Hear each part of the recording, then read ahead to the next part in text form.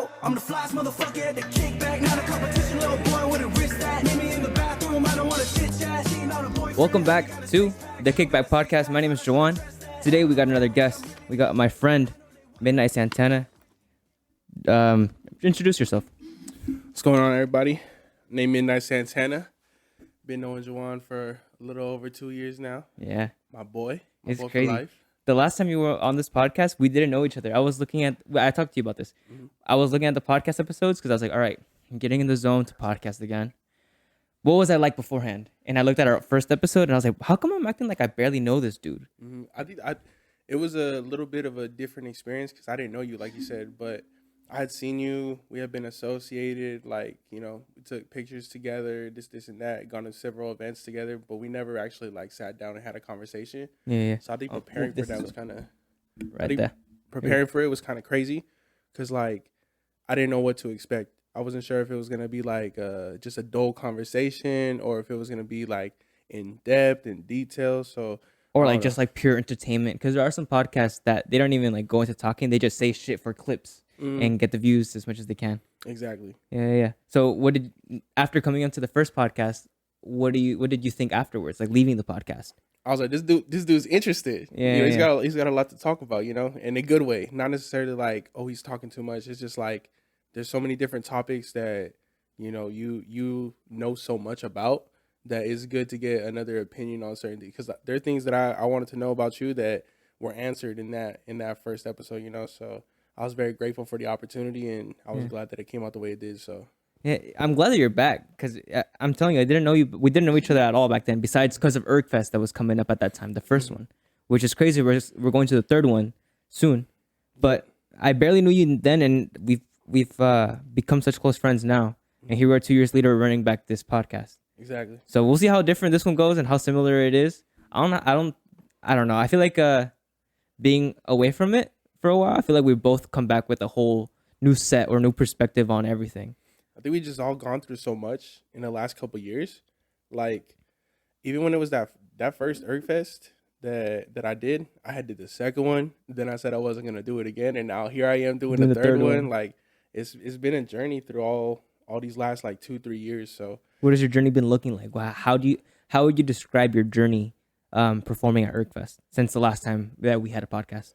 I think so my first ErgFest was more so opportunity to figure out my voice because that was like my first time I was really just like solo on my own, independent. So as an artist, just like figuring out my niche, my role, and just getting to it.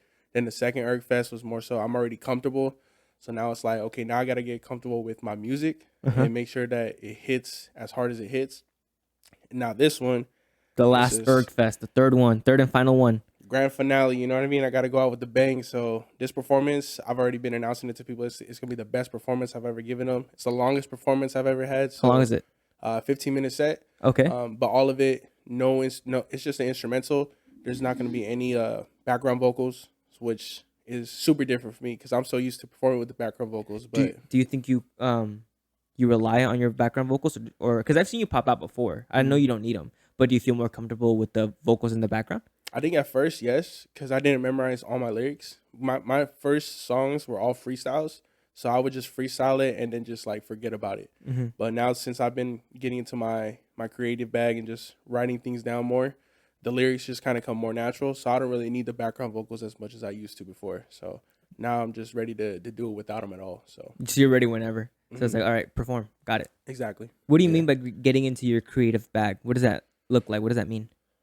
It means like focusing on the music that's important, not necessarily music that just needs to be out, I guess is kind of what that is. So like before I would make party music and every song would just be the same thing. Weed, alcohol, bitches, every single thing would just be the same exact thing reoccurring over and over. Then I had a conversation with myself and a couple of friends as well.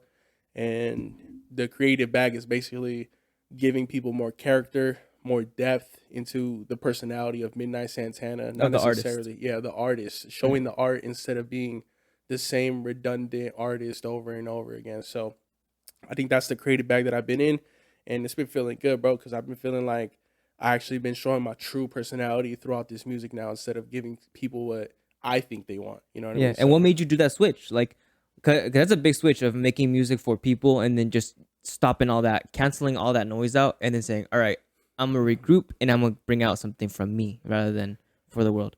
I think a big switch was just like when I started realizing not everybody that was in my circle was there for me, more so for the lifestyle I was presenting. So like, Mm. since I was presenting this, ambitious lifestyle, this and Yeah. that, everybody always expected me to do those things. And Yeah. that's not really but I'm a calm dude. I like to be by myself most of the time. I like to smoke up. I like to hang out with my friends and Like to just chill.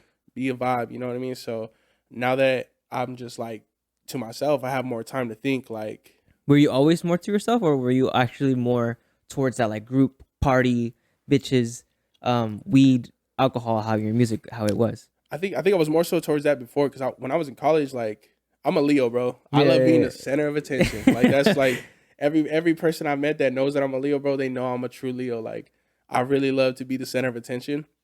But like once you get older, you start realizing that shit's not really like what you need out of life. Like sometimes you need that alone time. Sometimes you need to be away Yeah. from the center. You know what I mean? So You're more aware of who you're giving your attention to, or who Exactly. you're getting attention from. mm-hmm, Okay. So with maturity, I guess you can say, right? mm-hmm. Okay, so that's how your creative back has been developing, or how you switched out all the noise. Yeah. Just block out the noise and then just focus on what you feel is best for yourself. You know what I mean? It's okay to be selfish. I feel like a lot of people For sure. hate the word selfish, but like selfishness is necessary if you're gonna make it in the music industry, if you're gonna make it in any industry. Because if you're not looking out for yourself, no one's gonna look out for you. You got to Right. do it for yourself. No one's gonna come to save you, right? Mm-hmm. Doing it for yourself, that's a good thing that you brought it up, because I was just talking about that a couple days ago. I was on a walk. I think I just made a video on it, and I was saying how you should, instead of doing everything for the world, I was talking about it in this whole other way, because Kamala Harris, this running for president, she got endorsed by Netflix by a whole bunch That's of money, crazy, bro. and like 6 million people canceled their subscription. I was like, see how people took back their power from the world, even though it's uncomfortable. Like, this doesn't feel right because I feel like I need to be doing this, and it makes me feel good by doing that. But there's something missing from it. So people took back their power and gave it to themselves. Even though it sounds a little selfish, I guess in that way, I guess it doesn't, because it's just Netflix. But think about it in that perspective of like, all right, forget everybody. I'm closing myself off, and when I'm ready to give whatever I want to the world, then I'll be able to feed them, rather than like, all right, here you guys go. Here you guys go. I think the person that inspired me to do that the most is obviously Ergy. Ergy, me and him are locked in always. Right. So I take what he has to say for advice into, deep consideration, because we're locked in like that. So I remember he told me, like one day I had asked him, like, yo, why don't you put out music so often? Or like, why don't you do videos so often? This, and that. He's just like, bro, it's all about substance. Like, what are we actually giving out to the world? Are we just giving them some shit that we just want to release just because we want to release it? Or are we taking our time, giving them a story, giving them detail? And I think it kind of showed, because like we had a music video that we just shot, Keep It Real. Right. And for that music video, I just wanted to do a run and gun shoot like we always do, just go random location, film it, be done with it, put it out the next week, this and that. Yeah, it's done. And he was like, bro, like that song is too much of a banger for you to just like what do you really want to do with that song? Like, do you just want to release it? It didn't feel like a freestyle or just like some songs to put out. It felt like you guys actually put the time to structure the song and put it how you guys wanted it to come out. Exactly. So he said, since we took our time with the song, like, take your time with the video. Right. Find out what you want. Most of the scenes that we shot were not laid out on a paper, but they were thought out at least. When we were actually doing it, you're like, what shot do you want? What do you want this angle to be? All right, well, I have this prop. I have this person with me. This is the shot I imagine for my scenes. We'll figure out what Ergy's looks like. And then once we got to Ergy's, we're like, okay, this is the shots that I imagine for him, and we just kind of like layer by layer put that video together.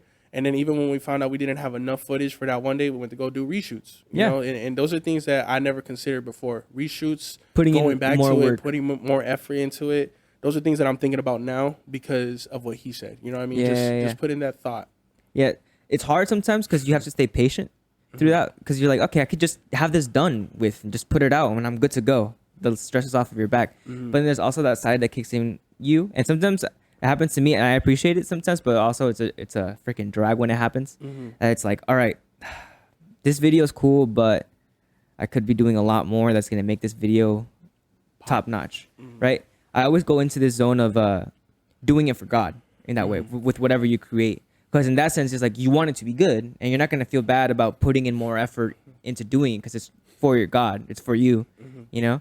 So sometimes you do have to go back and put in that work or the extra shots that we were looking for, because even though they were just little extra shots, even though we might have to gone out another day and shoot, you can see the difference that it made in the video just from those little extra colors, extra shots, extra shots. I was gonna say close-ups and different styles too, because like people don't realize it, but if you see a professional video done, it's months in preparation. Like when you go see like a Travis Scott video or a Don Toliver video, and there's levels, there's levels to it. They had a lot of production value, a lot of months put into that most of the time.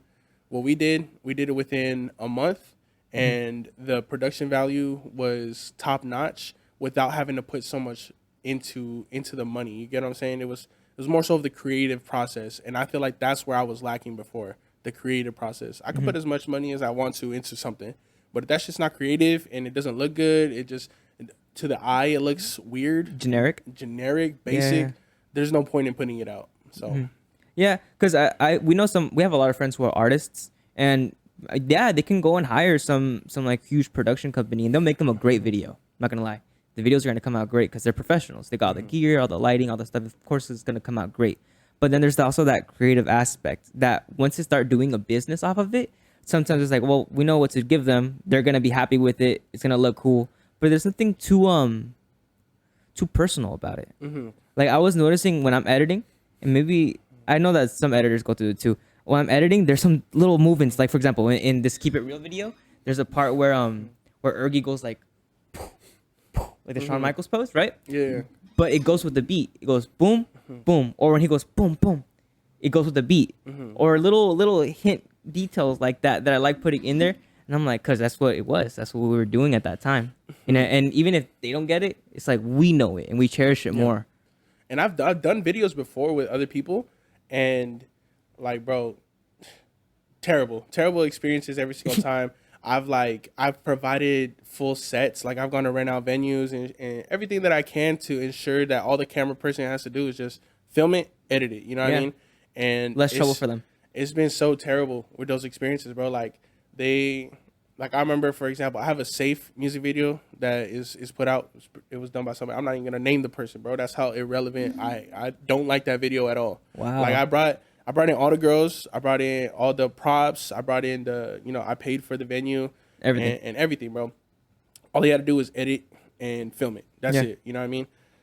The experience, he charged me extra for getting him out there, even though I had already paid him to do the stuff for me. Charged me extra to get him out to LA. Charged me extra for his equipment. Was gonna charge me extra for visual effects to add onto it.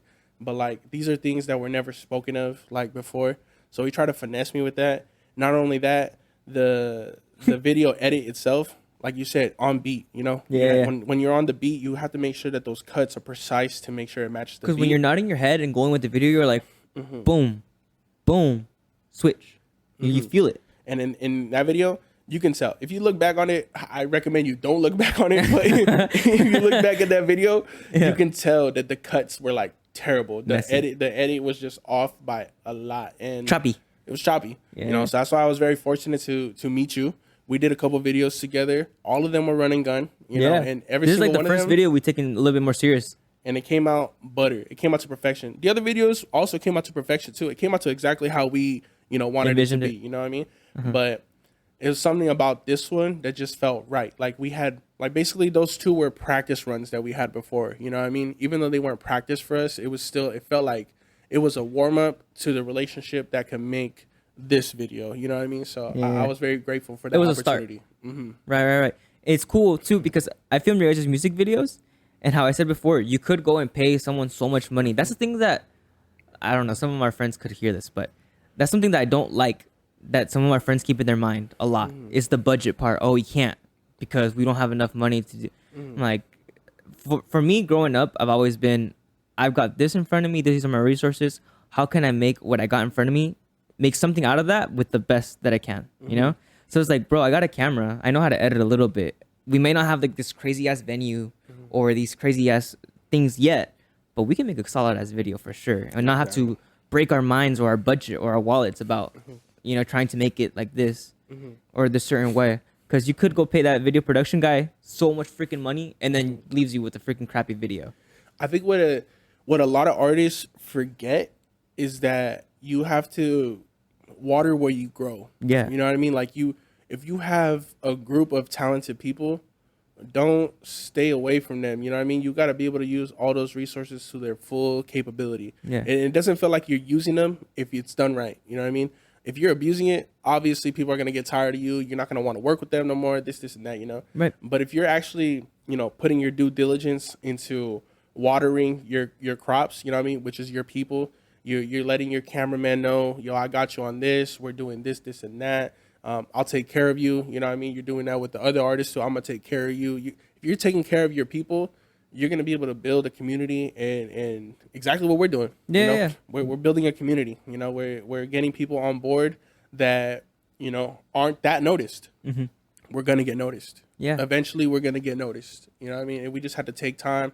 It takes patience. It takes a lot of effort. But once you get to that shit, it's beautiful because you're pretty much growing up with the people that you came up with. And that's you amazing. feel the evolution sometimes? Like, whoa. Like I've grown so much in these past few years. I would have never seen myself like this. This is crazy. I think so. And as cocky as it sounds, whenever I go record music, I never go in there with the mindset of like, I'm the best rapper. I don't go in there with that mindset. I go in there with the mindset of like, I want to make the best quality music that I can make at this moment. I don't think about the future. I don't think about the past. I think about what can I do in this moment that is going to be representing Midnight Santana. And I feel like every single time I go to record, I always have at least 2 to 3 people in there that are not biased because they were there for me when my music sucked. So, they were honest with me before and they're honest with me now. And I feel like every single time I get out the booth, there's always the same 2 people telling me, yo, that shit is just getting better and better and better every single time you get in there. I don't know how you do it. How do you stay that consistent? This, and that. And honestly, I never have an answer of how I stay consistent. It's just a matter of getting it done, experimenting with different things, and like I said, figuring myself out those years. And I think it's finally paying off. So I feel it. I feel the resurgence, basically. You think you were figuring yourself out more like mentally within yourself or figuring yourself out more towards the artist side? I think both. Yeah? I think it has to be both because if I'm just focusing on the artist side of myself, I'm never going to focus on my own self. And like that has to meet in the middle somehow. Coincide.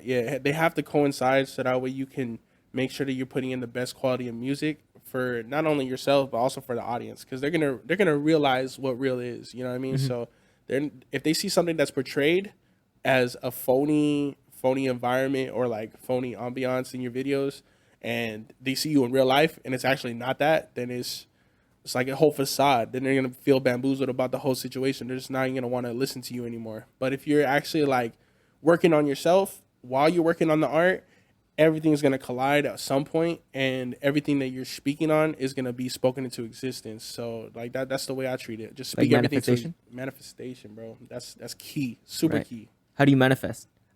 It's funny that you bring up manifest because the word manifest, there was a time where I was constantly hearing that word everywhere, bro. But then I stopped hearing it. I haven't manifested in quite a while.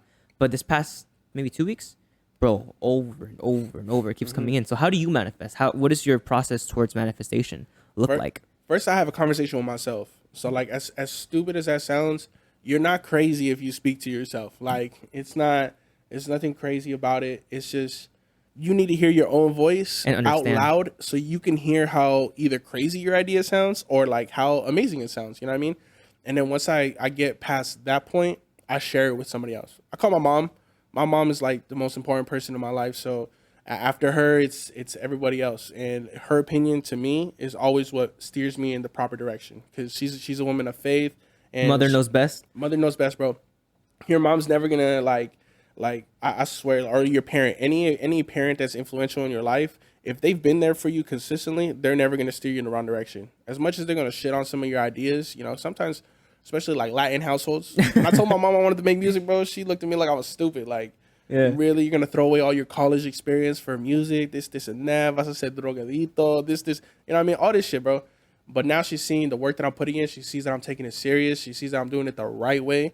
She's like, okay, how can I guide him? How can I reassure him every single time that he has a question, and you know, provide him with the knowledge and strength to move forward? So every time I have a conversation with her, she reassures me with the ideas that I have, or she shuts them down. And that's as real as you can get. Someone that's not like on your side 100%, which for me is my mom, because she's never gonna be biased. She's always gonna let me know exactly She'll tell how you she for real feels. what's up. Okay. Do you think that she sees you as like you're starting to flourish now? Like if you were in a plant stage, think of yourself as a plant. You're in the seed, you're stemming up. Do you think you're in the flourishing state where you're like just starting to flourish, or how do you feel yourself? I think so. I think she's starting to see the mold. I even said it in the song, you know, I call my mama, say, hey, baby, up now. You know what I mean? Oh, so yeah. She see me on the TV. She was so proud. proud. You know what I mean? That's she really was, man. Like I was putting in all this work to get content out, and then I finally did like a bunch of ciphers and little ones here and there, and then finally a couple of those videos popped, and she saw me on TV. You know, You've been on your grind. She was like, damn, like that's him. That's Nicole. not the same kid I raised, you know, type shit. So, you know, she got on board and she's been supportive. And I remember she almost got me signed to a label. Like that shit was. She works at a hotel, and she heard some A&R reps on a phone call, this and that, and then she played them Cabron James. Yeah. And they were just like, what the fuck? Like, this is so different. And then they heard the rest of my music and they're like, what the fuck? Like, I like this kid. This kid's crazy. Yeah, So, yeah. you know, we had a meeting, this and that. Unfortunately, you know, it didn't work out. You know, I didn't want to sign my soul away for Sell your butt. you know what I mean? So I chose to stay independent, which was the smart idea. After conversations with her too, we just thought it was best for me to just keep my own shit and you know, strive for my own goals instead of a company's goals right now. So Yeah. I think that's dope that she's fully on board. She sees what I'm doing. She sees that I'm passionate about it. She sees that I'm not in the streets just doing stupid shit now. Like I used to do that all the time. Like just go to LA, go do stupid shit with my friends, and then come back and be like, oh, mom, you can't believe they shot up this place. Da-da-da-da. Yeah. Like that's not. And she's just there like, She's like, what are you talking about? Like you're not going out no more, bro. So now that it's a reassured environment, now that it's something that I'm doing that's productive and not gonna like, you know, show negatively in my life, I think she's on board 100% now. What makes your environment more reassured? Having good people around me, positive vibes, like yourself, Ergy, even like Wave, all these different people, bro, that just, it's constant love. It's never hatred. It's never envy. No one's jealous of one another. We all want to get to the same goal.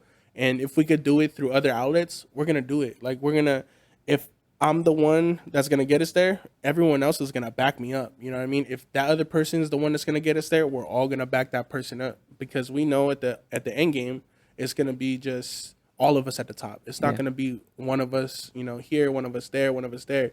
It's going to be every single person coming up as a collective, and we'll get shit done as a team. So I think that's the only thing that's kept it reassured. Yeah, because Ergis mentioned the word empire a lot, and that's something that stuck with me since the first time I heard him say that.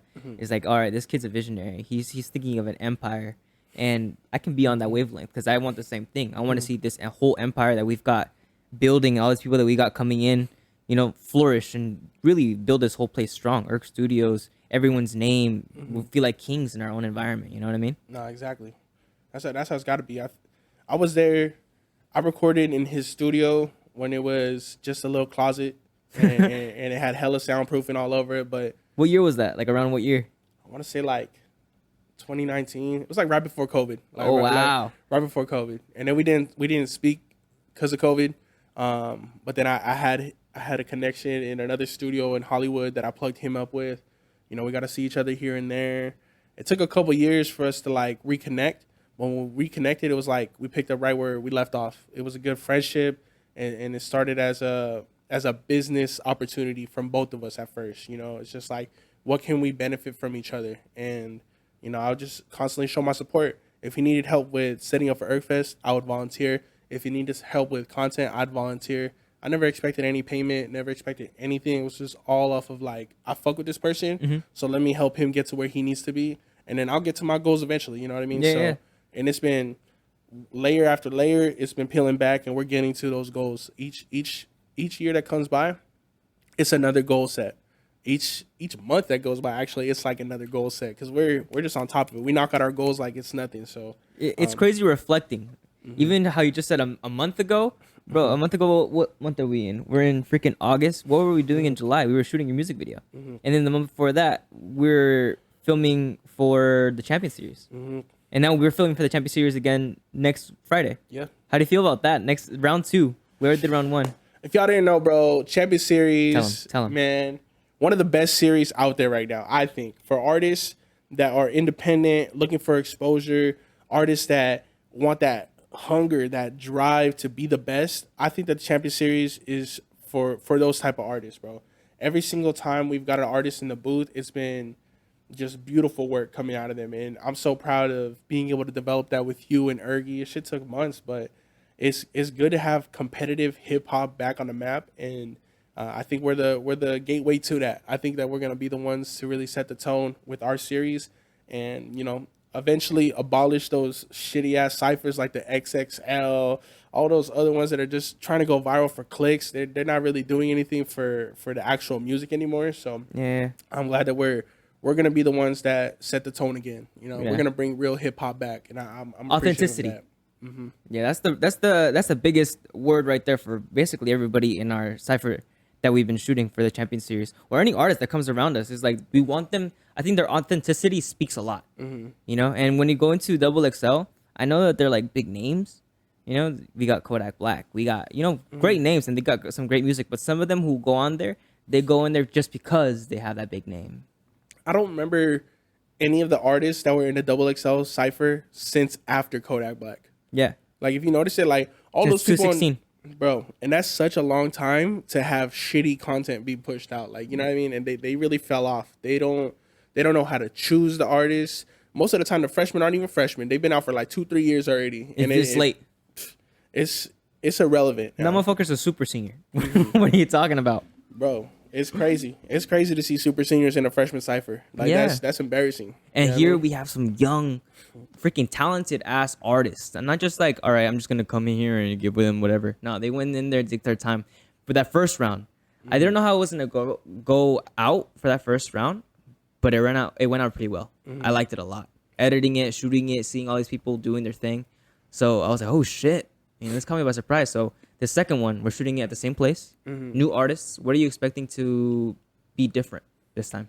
I'm gonna move the microphone a little bit down. First off, shout out to the first round artists, Diamondback, Ya Binks, Rockward, TTD Westville. Bro, they snapped. They really set the bar for what artists should expect for the series.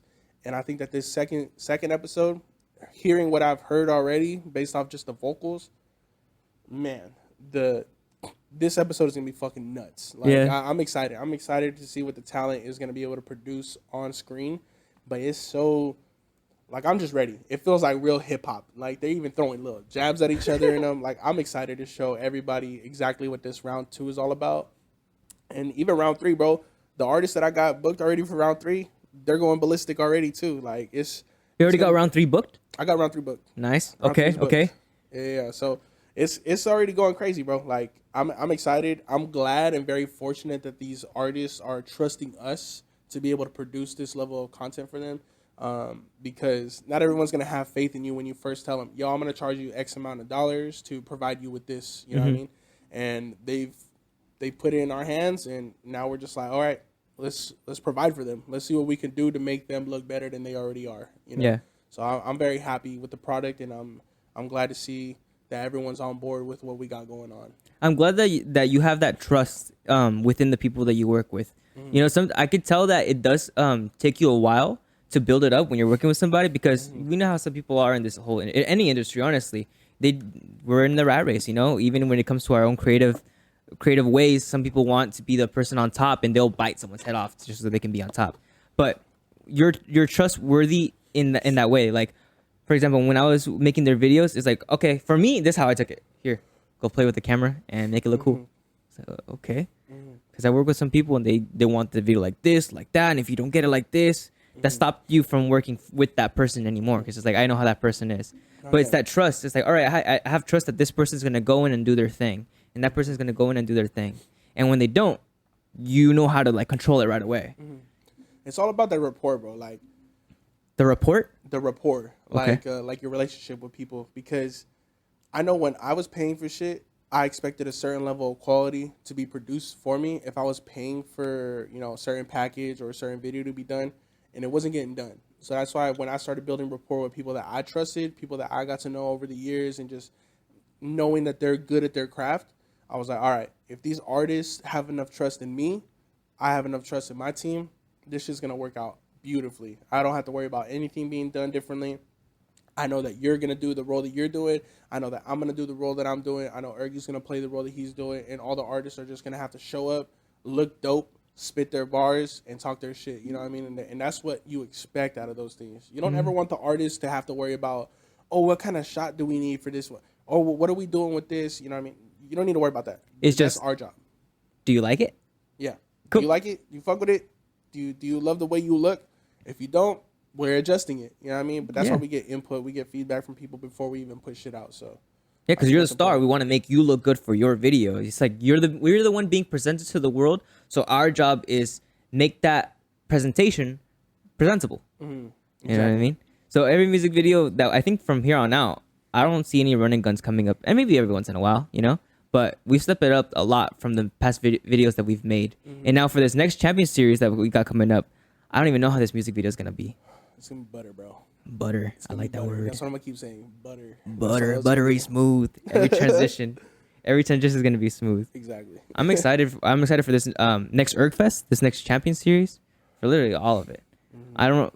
Are we still doing it at the same time at night? Because we had a night shoot the first time. We always have to do it at night, just because with respect to the venue, you know, we have to make sure that we do it after their business hours and not during their business hours to distract from what they got going on. So, it's really dope, bro. I mean, we got that location, and I already got another location locked up too. So For round 3. So Okay. we got different things coming up for everybody, man. Just stay tuned and, you know, keep your eye on the prize. Yeah, I'm glad that we were able to use that place. I'm glad we were able to use people.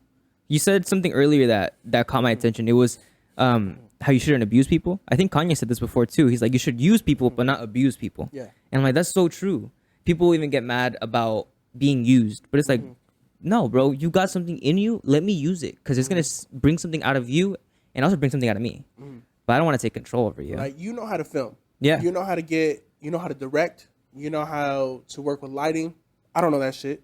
I know how to think what I want. You know what I mean? I know how to speak what I have in my mind into existence, but it's not physical. You know what I mean? I don't know how to physically get the right shot. I don't know how to physically get the right lighting, you know, stuff like that. Yeah. So I'm going to use you as the tool to get what I need out there. So Yeah. you're going to ask me, what do you want? All right, this is what I want. Okay, cool. I got you.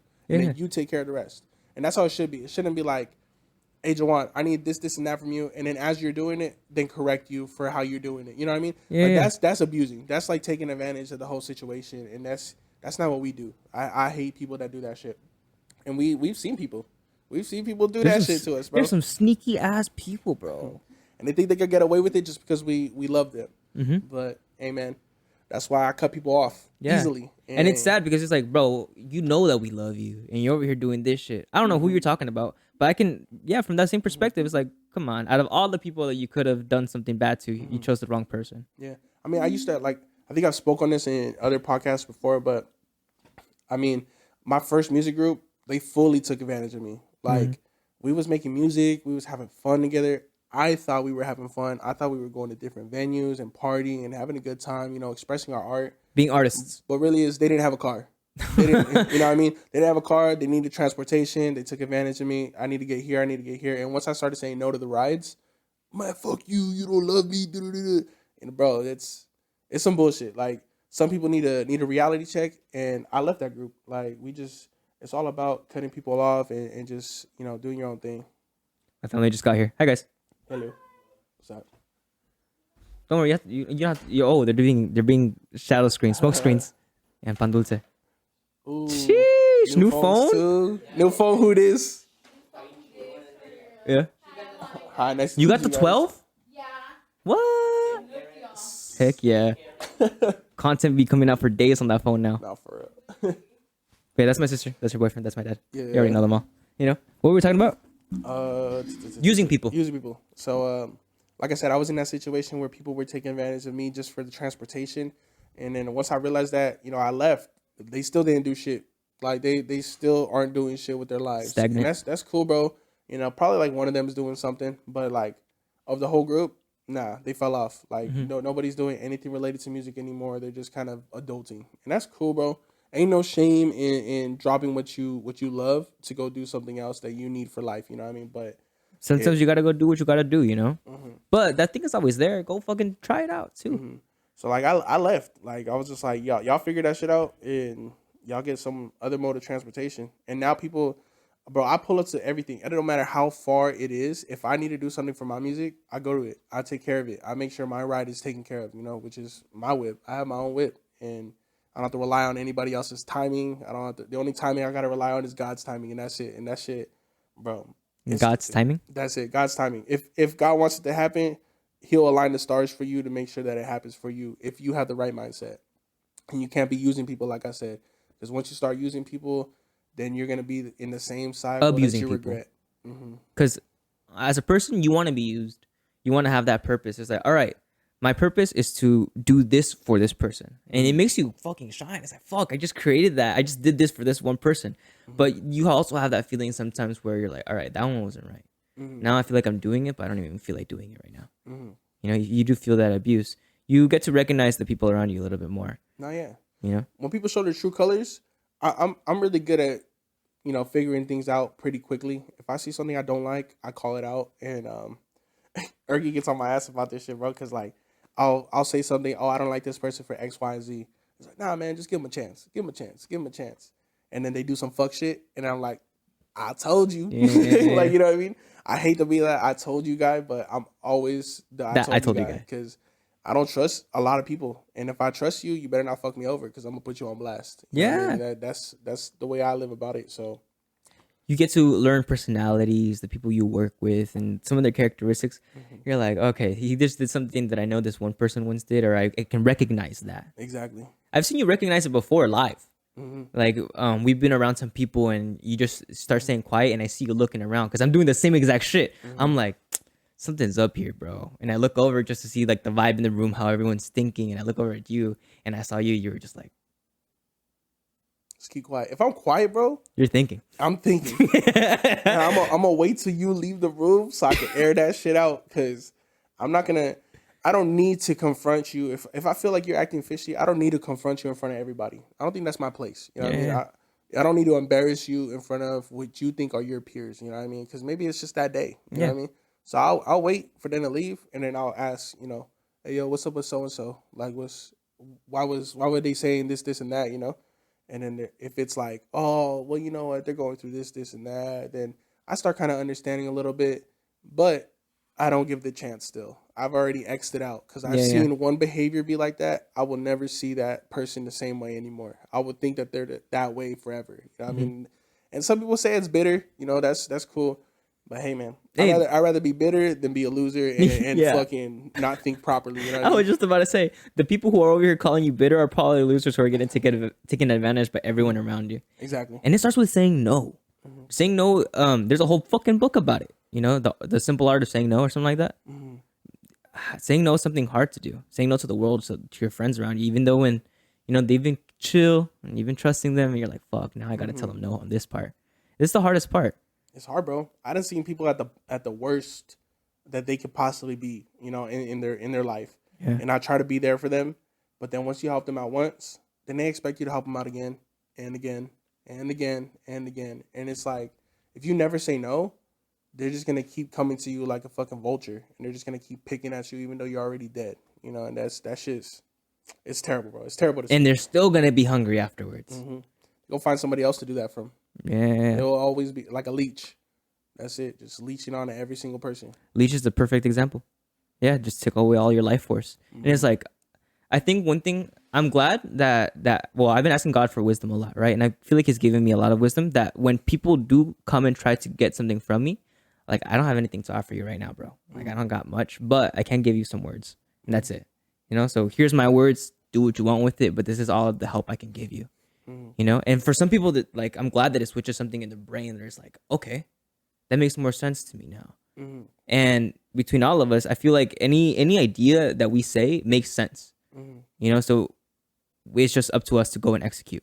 And here we are executing. Even if it doesn't make sense, sometimes we're all in the mature mindset to be able to be like, that's a stupid idea, or like that idea is not going to work because of this, and that, you know. But I think that this can help your idea, and then we'll take those into consideration. We don't ever like fully shit on our ideas. We jokingly do it, like, nah, that shit, it's whack. But We like, were on a good train, except for when you said that shit. That part fucked us all over. But I mean, like, if you're not able to take criticism for your ideas and then reevaluate your idea, then it's a problem with you, because then you're not able to take away, you know, the negative and make it into a positive. You're not able to do that, and if you do that, you're just trapping yourself in this constant cycle of you.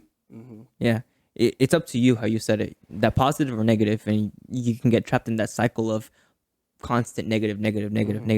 And I'm glad that you mentioned it earlier about speaking to yourself, right? And it sounded like, all right, first I got to break my own ego before I go and ask somebody for their perspective or think of anything else. What do I think of it? I can be the harshest to myself. I can be the most kindest to myself all at once. I'm gonna break the ego, you know. All right, this is where I'm at. I'm gonna go share it to somebody else. Then your mom comes in and she's like, all right, mijo, I'm gonna tell you the truth. Yeah. It literally be like that, bro. Like, I'll be like, man, fuck that. Then mom was like, well, why are you saying that? Yeah. And then I tell her, she's like, well, you're just tripping. What's wrong with you? Like, you're being stupid right now. You know what I mean? It's like little things like that, like Reality checks. and just thoughtful conversations with your peers or loved ones. You know what I mean? That help with that. Yeah, I do appreciate a lot when we do have conversations like that between all of us, where it's like, all right, we finished working, we had a great time, now let's just talk. You know, that's why I'm grateful for this podcast, and the same thing. I'm glad doing it again, because here we are talking, and it's like you don't really get to talk about anything you want for like very, very long time. So when we do have those moments where it's like, all right, enough of the business, enough of the work, enough of the music that we're making, like how are we building each other up? Yeah, I think that's the most important part for any piece that comes into our empire that we're got over here building. And for anybody watching, it's like, y'all want to be part of this. You guys are going to want to be part of this. You know, we're building something big here.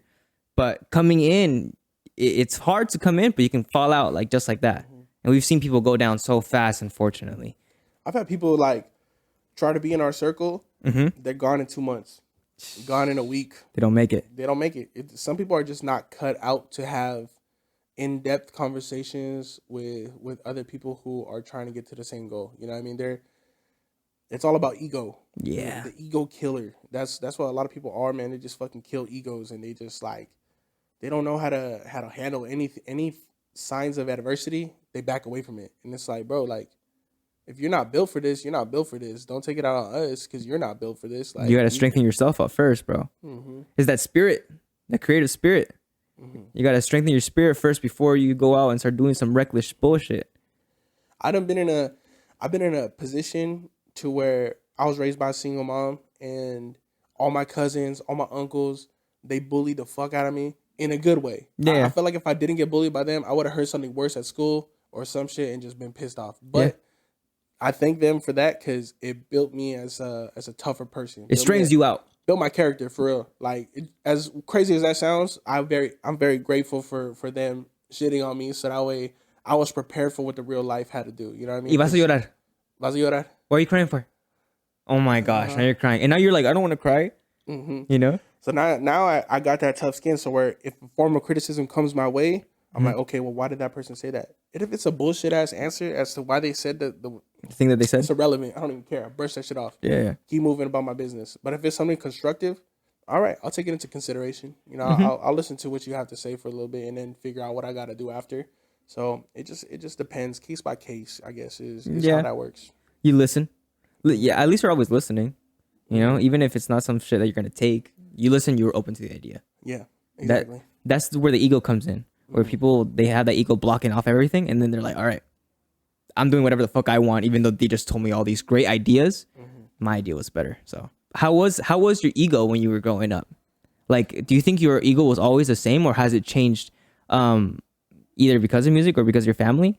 I think it's changed for the better. Okay. Before, my ego was like, That lion pride, bro, bro. I hated everybody. Like, I would walk in the room and just everybody would be like, oh, fuck, here comes Here he comes the Leo. Oh, my God. Like, you know, but now it's like, oh, here he comes. Yeah. You know what I mean? It's Midnight Santana. like, bro, it's dope. Like, I think the change happened when I was in college.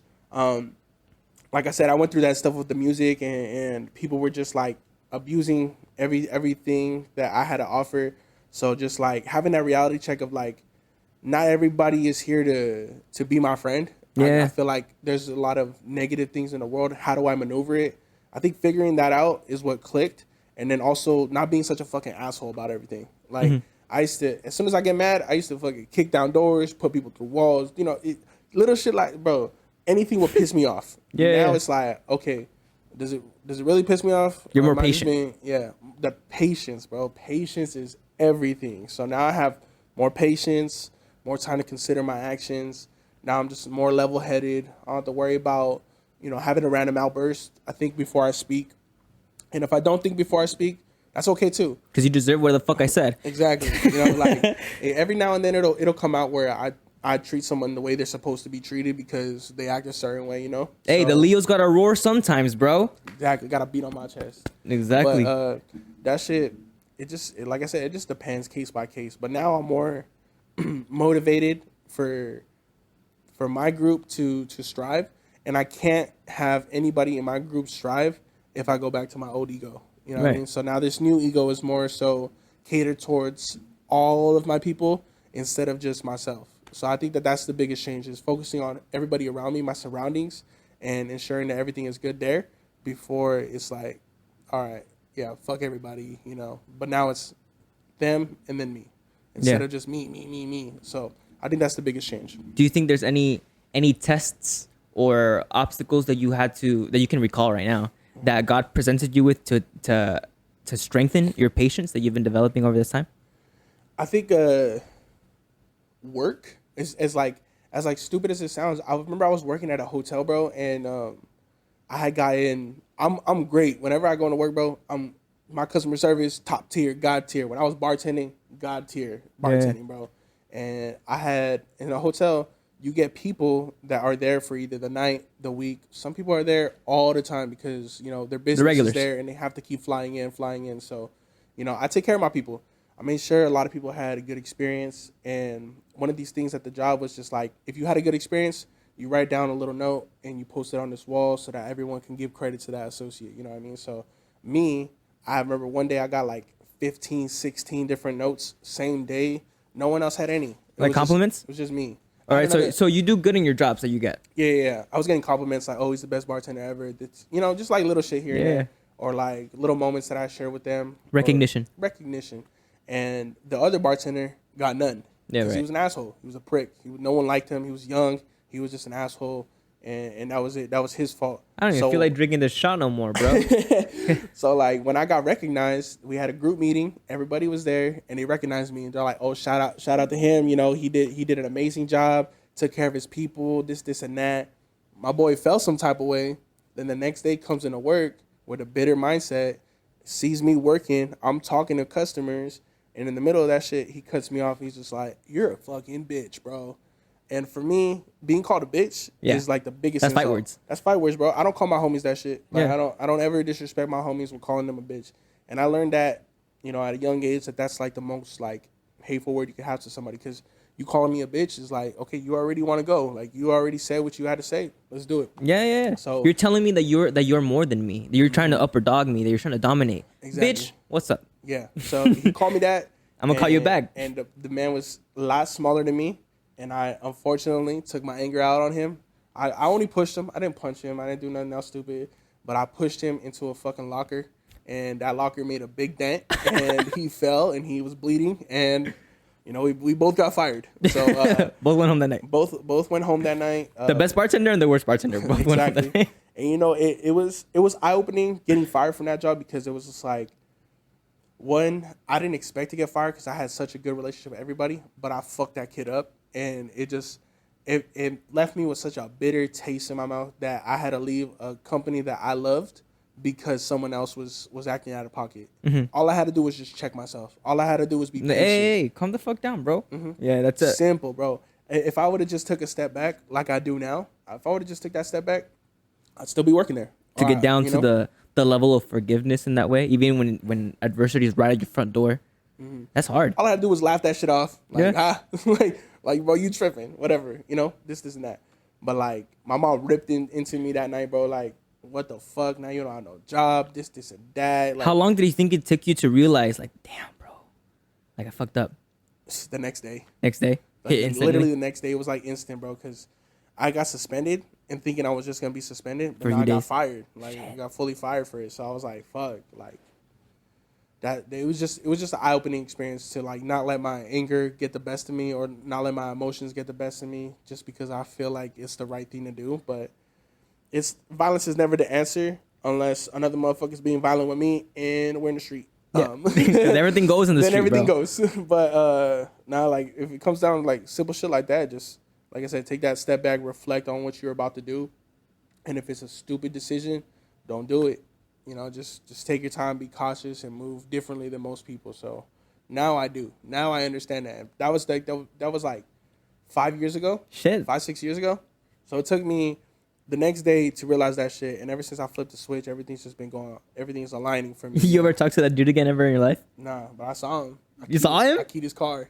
He was one of those little, you know, those like fuck boys that soup up their cars and you know, they talk about cars like it's a female or something, bro. Like it's, They fuck their car. They fuck their car more than their girl. bro. God, you spend more time with your car than your girl. Like, it's crazy. Like, at that point, I don't even think you like girls. Like, it's crazy. Like, I don't know. I hated those type of people, so I just keyed his car. Like, fuck that fool. Like, disrespected me, so I disrespected him. Like, I'm gonna show you how much a bitch really is. yeah, I'm God, bro. You gonna feel like a bitch now. I can't stand that, bro. I like, if there's anything that pisses me off in the world more than that, it's like Tesla drivers, and that's it. Just Tesla cars and those fuckboy street racers. That's it. That's all I hate in the world. Like, Okay. I thought you were gonna say people who called you a bitch, but those count too. that's underneath now because I'm calm about it Yeah. now. You We're call me past that. that. That's cool, bro. You are too. It's cool. Like, Yeah. you know, whatever. Bye. But Have those a good cars, day. fuck them all, huh? Fuck them all, bro. Dude, Terrible drivers. what's it called? The fucking truck, the cyber trucks. Yeah. Ugly ass trucks, bro. Ugly. This one guy got sued, like I think I forgot how fucking much, a lot of money, bro, by Tesla because he put the freaking frame thing on top of the truck that he put on trucks for like work trucks. He put it on a cyber truck, and Tesla was like, "You can't do that. You're altering whatever the fuck," and he's getting sued because of that shit. So he sold the car, got a Tacoma, and he gave away the cyber truck to somebody. He said, "Fuck this car, fuck Tesla too." My car's ugly. Like all the Teslas look ugly, bro. And they're like, bro, I see more accidents out of Teslas than I seen at any other car. Yeah. I don't like every time I'm on the freeway, oh, there's a car accident. Bet you there's a Tesla. Tesla right there, fucked up. Yeah. Like I feel like they're not durable. I feel like I look at them and they look like plastic, bro. it is plastic, bro. Right? The interior, it has like on the basic ones, it has like a wood grain on it. Wood grain is supposed to be sturdy, bro. It's plastic. Yeah. It's all fucking It's plastic. laminate. The steering wheel, plastic. Everything, plastic. Bro, you can plug in this Nintendo 64 to that shit and probably it'll operate the same way. You're riding a little Barbie car. Bro, that's what it feels like. Yeah, I don't like. There was a time where I was a fan of Teslas, but then after a while, I'm like, yeah, these things aren't cool. I get it. I get the mission. When it first came out? vehicles is cool, bro. Electric vehicles, trying to save the earth, trying to save on pollution, this and that.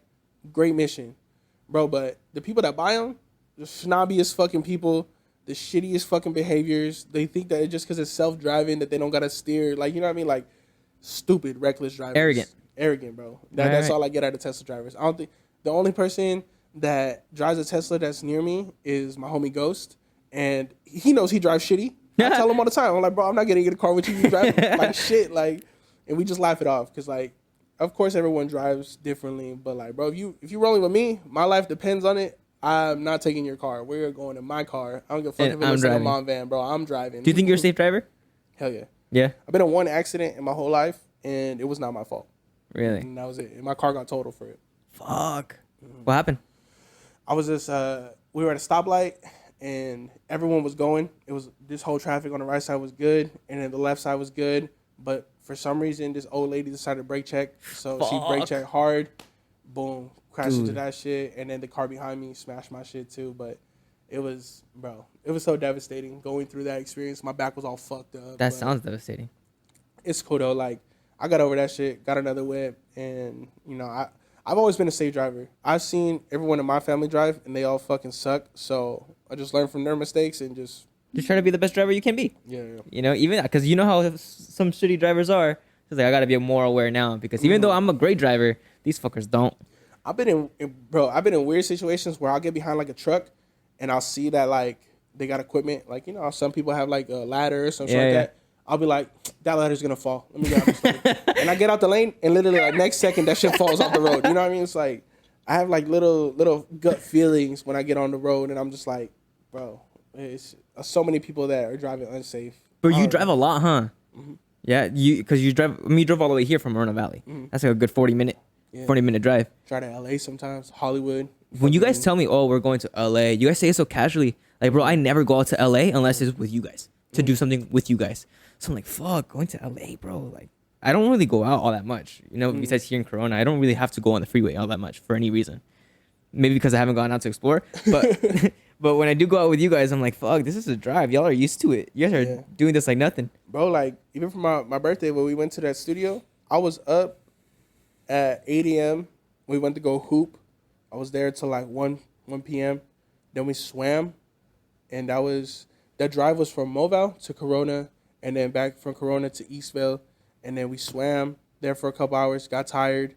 And then we went from there all the way to Los Angeles. And then we had food, big ass portions, bro. Then we went to the studio. I fucked those taquitos up the next day, bro. Bro, if y'all haven't been to Salsa and Beer, 10 out of 10. Top tier, recommend. So much food, bro. Get an appetizer, bro. My big ass couldn't even eat that food, bro. That shit was crazy. The appetizer plate was this fucking big. Bro, I swear to God, they was feeding dinosaurs there or some shit. Like, I appreciate it though. But good food, good food. 10 out of 10. North Hollywood. Fuck with them if you can, bro. When you first sent me that, because first you said there's a dress code for the first place that we were going. Yeah. So I was telling my girlfriend, I was like, bro, we got to dress up a little bit. Mm-hmm. She was like, oh, okay. And then I was like, hold on, let me go check to see what we're eating, because you said we might change it. And then you sent me this place. I was like, oh, we're eating at some Mexican place? Like, man. But then we go in there, I was like, okay, it's kind of nice in here. Hold on. Yeah. And then they bring us the big plates. I'm like, this is not what I'm expecting at all. I was expecting some tacos and some frijoles, and that's it. Bro, that's how that. I never expected a Mexican restaurant to go top tier like that, but that shit was. It was good. It was good. It was really good. Really good. Then after that, so we finished dinner like around 8 p.m. somewhere around there. Then we went to the studio session. So keep in mind, I've already been up since 8 a.m. It's already 8 p.m. We're already 12 hours into my day. We drove so many miles, over 175 miles, give or take. Then we go to the studio. The studio session is from 8 p.m. to 8 a.m.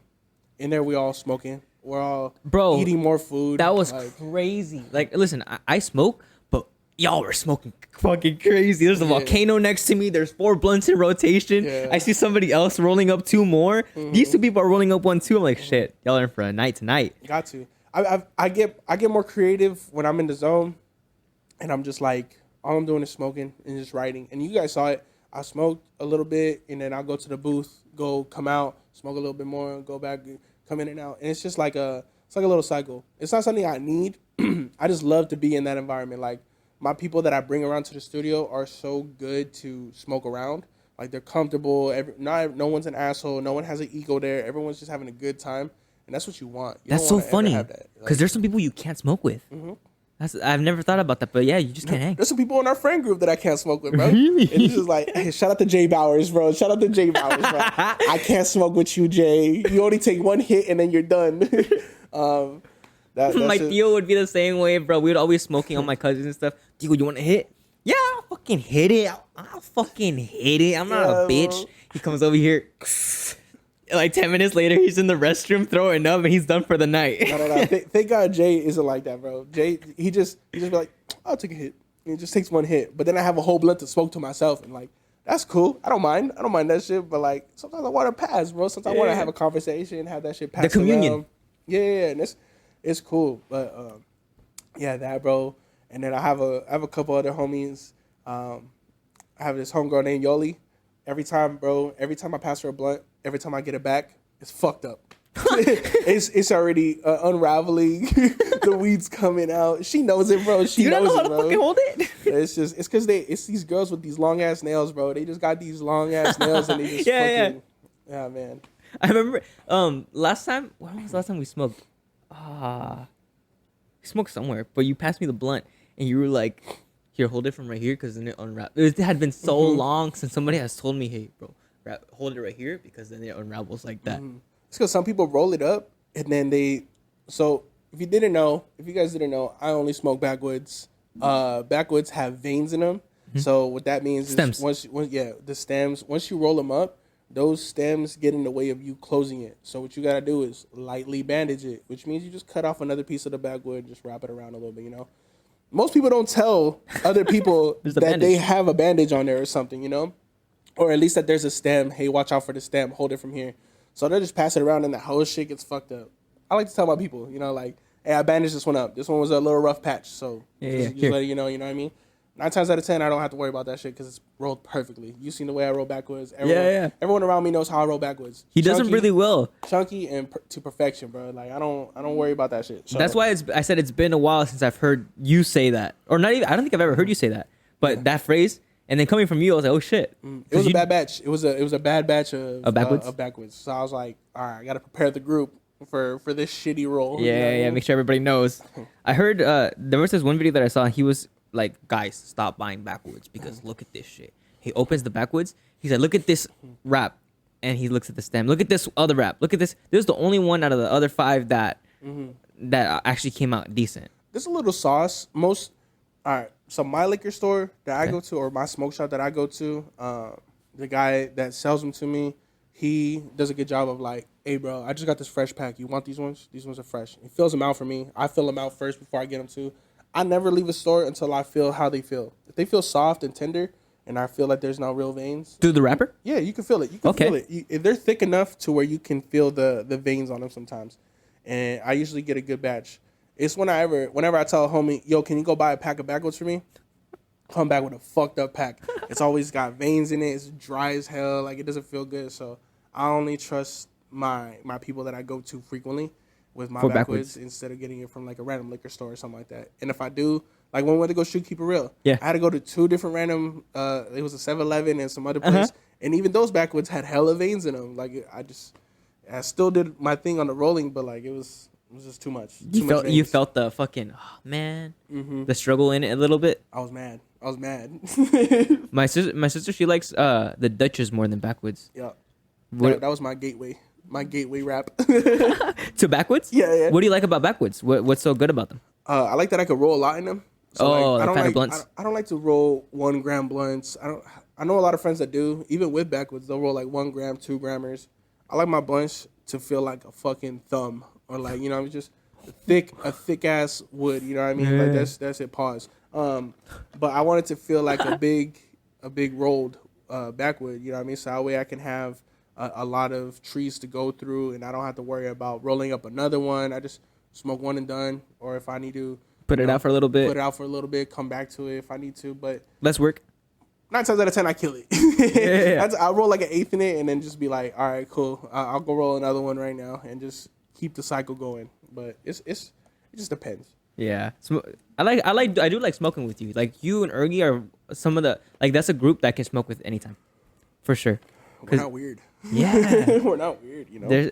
There's some people who can't operate when they smoke. So it's like, all right, now we're all smoking, but you're slumped out and you can't even talk. Mm-hmm. Or there's some people who smoke, and I'm not saying this is the bad part. Like you could just joke around and like don't do shit. They just fucking kick back and chill. There's time for that. But I like that when we do smoke, is usually like one, after we did something like hella big, something productive, or we worked on something, or we're smoking to like, I don't know, like our mind just go. Just to get in unison and creative, you know. Sometimes. Yeah. And that's cool. I mean, it's kind of weird, bro, because like a lot of people that I'm around, they'll smoke and they'll be like, "Oh, I'm so tired now. Oh, I'm tired. I'm exhausted." I'll go from exhausted to hit a blunt and then be like, "Well, what are we doing? What's the plans? What are we doing, man?" Like, and that's my only drug of preference, bro. I don't do anything else. I don't even smoke cigarettes. I don't do nothing else. I just literally just smoke weed and that's it. And that's how I feel like I can function properly like to be in a clear mind state, bro, and that's how I feel like when I smoke. Yeah, no, smoking with you feels like that. It's like because I sense that. All right, what are we doing? I'm like, okay, what are we doing, bro? Yeah. I got my camera. What do? Gotta get energy, bro. Like that's literally it. Like, bring me back to life. That's how I feel. I'll get that. Oh, okay. All right, I'm ready to go. Ya pego. Ya pego. Yeah, man. But I think we should end it here. Let me see if I have any questions that I could run past here just in case. How do you see the Champion Series future? Let's just run off that one. The Champion Series future, I see it becoming big. I see it coming a conglomerate. I see it being something that's global that we're gonna have to take over the world with. You know what I mean? And I really hope that that's the case. I'm putting my faith into it, so that's how I envision it going forward. It's just being global on a massive scale. That's so funny that you brought up faith because my next question was, where do you get your faith when it comes to you, your career, your family, and your future? I think I get it from prayer. Even people around me that pray for me. That's where I get my faith. Even if I don't have time to pray for myself, I know other people are praying for me because they tell me, they reassure me. So, I have faith in myself, and that developed through just being able to be comfortable with my own skin and believing in a higher power and also believing in my own journey. You know what I mean? I feel like those two that when they collide, it's like, okay, if you believe in those multiple things, then you're going to believe in your success. And once you get there, you're going to know how it feels. It's going to feel good, bro. It's going to feel real good. Hey, you fucking did it. Mm-hmm. Heck yeah. Next question. Let me see. Are there any other ventures that you want to explore or dabble in besides music, besides making music? I'm really good at cooking. Oh. As you can tell, I'm a big man, so I love food. What do you like to make? Bro, anything. I can make some Southern food. I can make some Mexican food. It depends on the occasion, bro. I'm about to make the wings for the hot ones thing that we about to do for Okay. Fest. When are you guys shooting that? We're gonna shoot that this Sunday, at the studio. Okay. At 7 p.m. That shit's gonna be fun, bro. It's gonna be so cool. I'm gonna make 2 of my own sauces for it because we're not gonna get the ones that are on the hot wings. Or the hot I think you'll show. make it even better than the hot ones, for sure. It's fire. It's gonna be hot. What kind of sauces are you thinking? Like, Tune in to find out. gee, that mango habanero, Yeah. crazy. Let me see. How did it feel to slam Marcelo from FXT in their "Welcome to the Party" music video? Look, man, he wanted that. He dead asked for that. I remember going into the thing and I was just like, hey, this table looks nice. He's like, yeah, you're gonna put me through it, right? I was like, is this allowed? Is it? And then I go up to the producer girl and I'm just like, hey, so just call me over when you guys want me to body slam him through the table. She's like, perfect. He really wants to do it. And I was just like, this motherfucker's been talking Marcelo's to over here everybody. It's about fucking time, bro. Bro, he was so ready, bro. And then when we were going through it, we were just like, should we do a practice run? Nah, fuck the practice run, bro. Just like, where can I grab you, bro? Are you okay with being held right here? Grab All me right cool. fucking here? Yeah, Right bro. here in the Imagine, throat? bro, choke slam. That would be crazy, bro. No, Get if up you on rock haven't seen the bottom. "Welcome to the Party" music video, literally go watch that and you'll see Midnight throwing him through a table, WWE style. WWE style, bro. I felt like The Rock for real. Don't do any. Don't do any of this at home. My ass. Do it. Do it. Do it to Do the that max. shit. Why does weed play a role in your music, and how does it make it feel better when you're high or when you're sober? I feel like when I'm sober, the creativity isn't there. The efficiency is, so I could spit my bars and do all that stuff and be on time and everything like that. But once I'm just faded and I'm in my own world and I don't have to worry about, the outside noise, I feel like it all just comes out smoother. So like I do definitely feel a lot more creative when I'm high instead of when I'm sober. So it like shuts down your other senses and just focuses on music? Just on that moment. Because when I'm an overthinker for the most part. So like when I'm sober, I'm thinking about work. I'm thinking about my mom. Thinking about this and that. Like thinking about all these different things that are affecting my life day to day. But then I'll get to the studio, smoke up a little bit, and it's like everything else just disappears. It's just me and the booth, and that's it. That's all I gotta worry about. So it's like you stop looking towards the outside for inspiration and you just give out whatever there is inside of you for inspiration. Just lock in. Yeah. That's it. Okay. What do you manifest today from the universe and from God? Right now, I'm manifesting being successful within my group. What does And success look like for you? Because you got to be specific with your manifestations. Success for me is making sure that we're getting views, making sure that we're getting our publicity that we need to do, so promotion. So that's something I need to manifest. Is how can I market our group to be able to produce the amount of views or money that we can do in an efficient way. Not trying to do it in like a clickbaity way or anything like that. How can I do it to my fullest capability? And I feel like once I manifest exactly how I want to do that and go about it, it'll all just click. Like it'll just be one thing after another. And so far I've been, taking it step by step, and I feel like I'm getting there. So every day I just manifest something small to get to that big manifestation. You know what I mean? So it's just day by day. What can I do? What can I lock in on? What can I emphasize on that's going to be better today than it was yesterday? You know what I mean? Or even better today than it will be tomorrow. What can I do now to make sure that it's good? So Like Jay Bauer said it on the podcast, you got to become 1% better every single day.